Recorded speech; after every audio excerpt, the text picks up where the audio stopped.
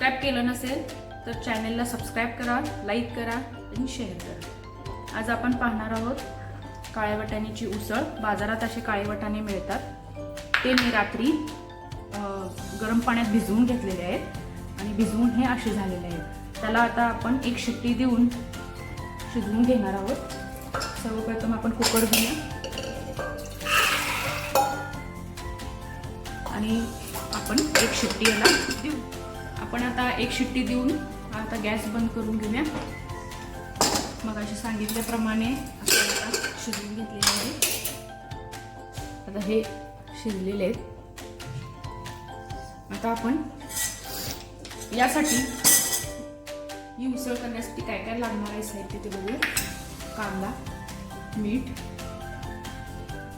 गोडा मसाला, धना जिरा पावडर, लाल तिखट आणि मी हे वाटण करून घेतलेलं आहे. लसूण, ओलं खोबरं, कोथिंबीर आणि तेल.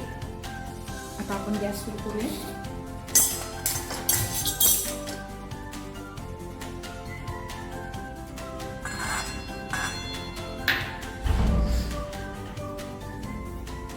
तेल गरम झाल्यावर त्यात कांदा घालूया.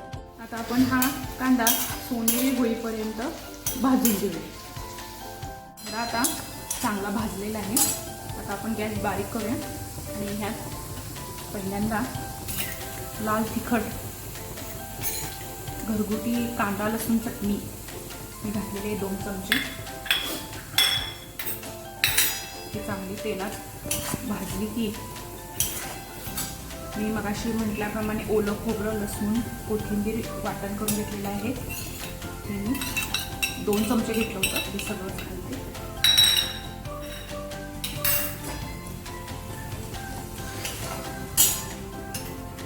गोडा मसाला अर्धा चमचा, धना जिरा पावडर अर्धा चमचा आणि मीठ चवीनुसार.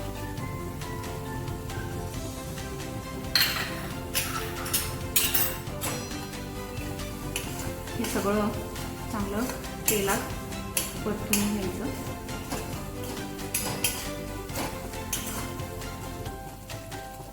तेलात चांगलं भाजल्यावर ही आपली शिजलेली उसळ यात घालायची.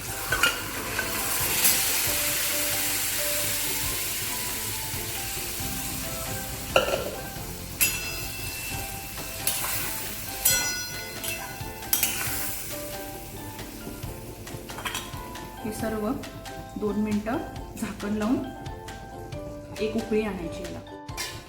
आता आपण झाकण ठेवून वाफ आणलेली आहे. ही भाजी आता तयार झाली आहे. आपण आता याला बोलमध्ये काढू.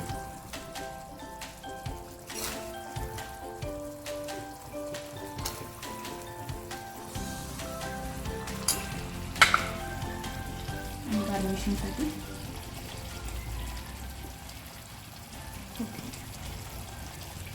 काळ्या वाटाण्याची उसळ तयार.